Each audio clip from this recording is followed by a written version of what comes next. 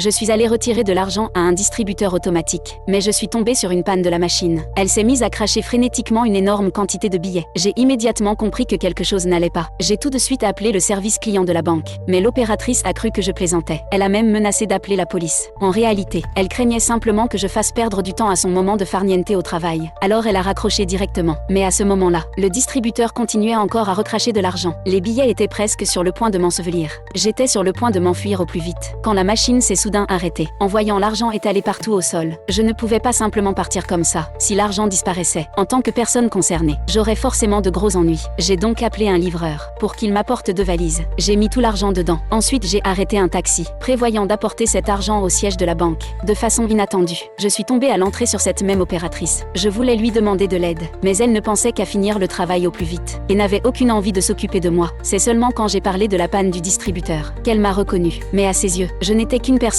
qui perturbait sans cesse son temps de farniente. J'allais ouvrir la valise pour expliquer, mais elle a directement appelé les agents de sécurité. Elle s'est retournée contre moi et m'a accusé de venir semer le trouble à la banque. Les agents de sécurité, sans chercher à connaître la vérité, m'ont directement jeté dehors. Puisque les choses en étaient arrivées là, je n'avais plus l'intention de jouer les gentils. J'ai exigé que cet employé signe une décharge, indiquant clairement que les 10 millions de dollars perdus par la banque étaient désormais à ma libre disposition. Elle m'a pris pour un clown et a signé sans la moindre hésitation. Ensuite, elle est montée dans un taxi pour aller à son rendez-vous, alors que moi, j'avais déjà décidé comment utiliser cet argent. Mais dans le taxi, cet employé a entendu une information aux infos, disant qu'un distributeur d'une certaine banque était tombé en panne, et qu'une somme colossale avait disparu. Elle a instantanément compris que tout ce que j'avais dit était vrai, mais il était déjà trop tard. Ce qui l'attendait désormais, ce n'était plus que la colère foudroyante de son directeur.